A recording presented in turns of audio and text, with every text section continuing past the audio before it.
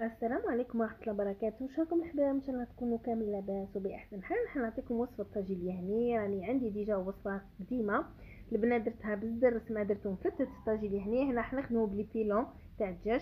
هنا البنات قصيت حبة بصلة، درت هادي كاريات صغار، حطيتها في سوتيز مع شوي زيت ومع دنوس، ودرت هنا شوية تاع سكالوط مع لي بيلون، ودرت فلفل كحل وملح ونخليهم يتقلاو.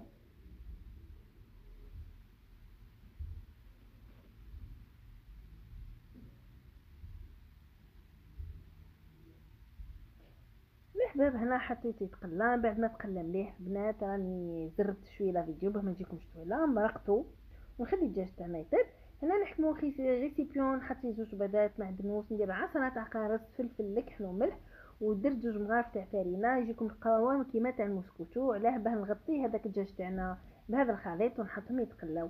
البنات اللي يحب يدير زر تاع الدجاج غير يفتو يحطوا مرصوه صغار ويخليهم، يعني هذه هي لا غوسيت تاعو. مي انا بغيت ندير بلي بيلون، عندي لي بيلون بزاف وقلت ندير بهم شويه طاجين يعني فينالمون جاني هايل. هنا الحباب كيما قلت لكم الكريمه درت لها هاكو تشوفوا كيما القوام تاع لاجينواز.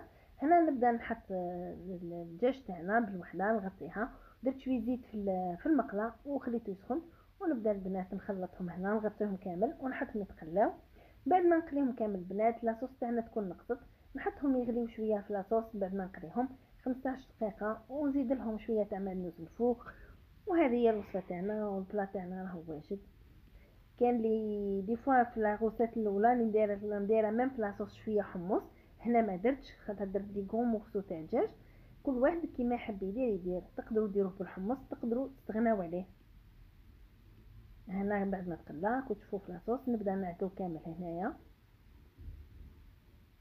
الحباب، ونشعل عليه الغاز. بعد 15 دقيقه نطفي عليه. هنا كنت تشوفوا كلشي تاعي اللي درتو خشين، يعني درتهم كبار.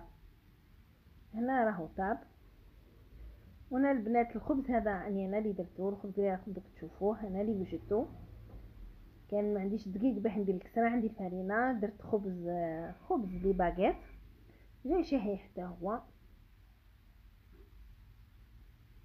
الا حبيتو نحط لكم الوصفه وبقاو على خير ان شاء الله. على بروشين كوسيت.